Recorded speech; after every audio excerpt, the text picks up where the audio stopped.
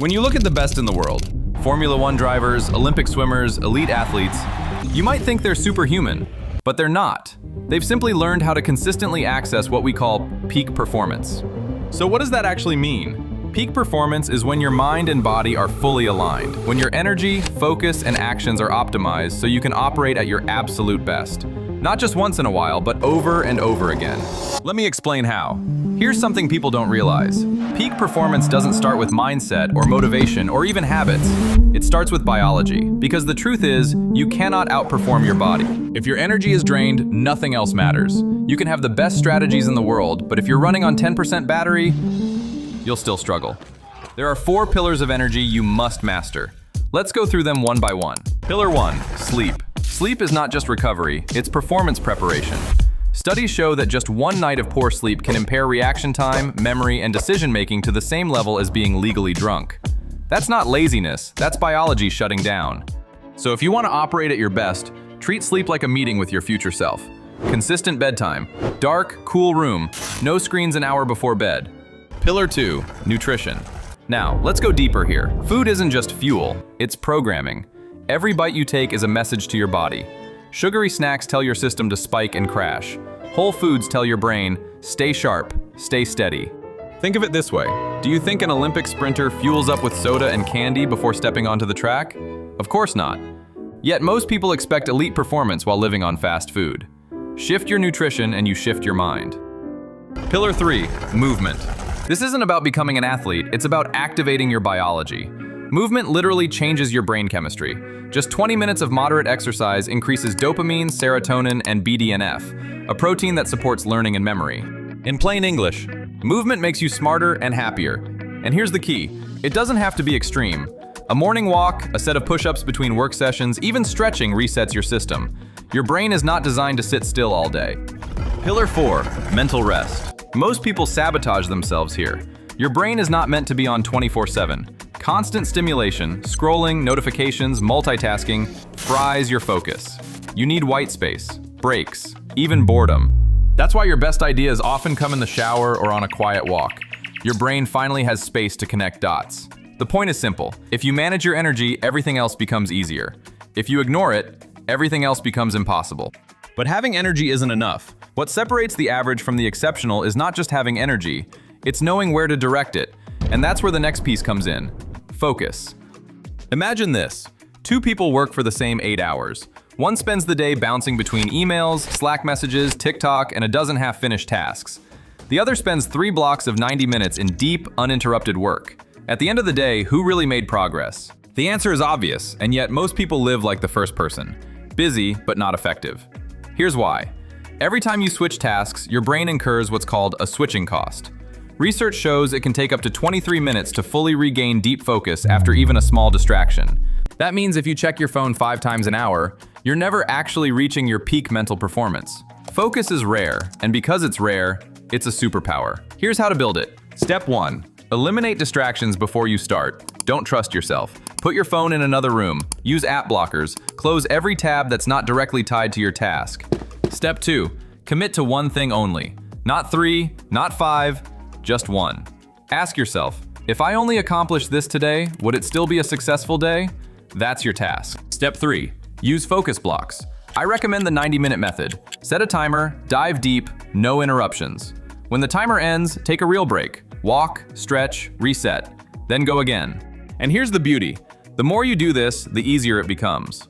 Focus is a muscle. The first week might feel impossible. By week 3, you'll crave it.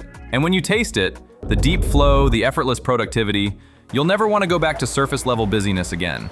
But here's the truth. Even if you master focus, there's still a trap. Because if you don't see yourself as the kind of person who performs at a high level, you'll always self-sabotage. And that brings us to the third key. Most people think peak performance is about goals. They say, once I achieve this, then I'll become the kind of person I want to be. But that's backwards. High performers don't start with goals. They start with identity. Formula One drivers don't wake up and say, I want to drive fast today. They live as racers. Their training, their nutrition, even the way they think, it all flows from the identity of being a driver.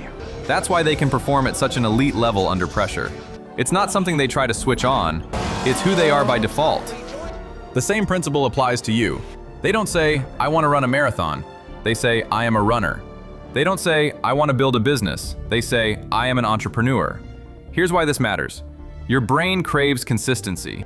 If your identity is, I'm just someone who tries to work out, then every workout feels like a battle. But if your identity is, I'm an athlete, working out isn't something you try to do, it's simply what you do. Here's a practical way to reframe. Instead of asking, what do I want to achieve? Ask, who is the type of person that achieves this? Then start living as that person immediately, even in small ways. Want to be a writer? Write 1 page a day. Want to be productive? Ask yourself in each moment, what would a focused person do here? Over time, these small, identity-based actions compound. Habits stick because they match who you believe you are. But even if you master identity, focus, and energy, there's still one more dangerous belief that quietly holds people back. It's the idea that motivation is what drives success. Let's break that myth right now. Here's the truth. Motivation is the biggest scam in self-improvement. We're told to wait until we feel inspired. But think about it. If your entire success depends on how you feel in the moment, you'll never be consistent. Some days you'll be on fire, most days you won't. Motivation is like the weather, it changes constantly. Performance can't depend on something so unstable. The highest performers in the world don't rely on motivation.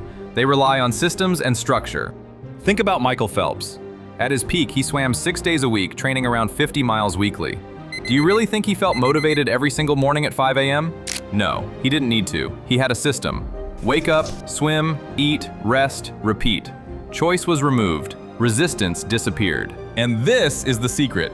You don't need to feel like doing something to do it. You just need to make doing it the default. Practical examples. Don't rely on willpower to eat well. Don't keep junk food in your house.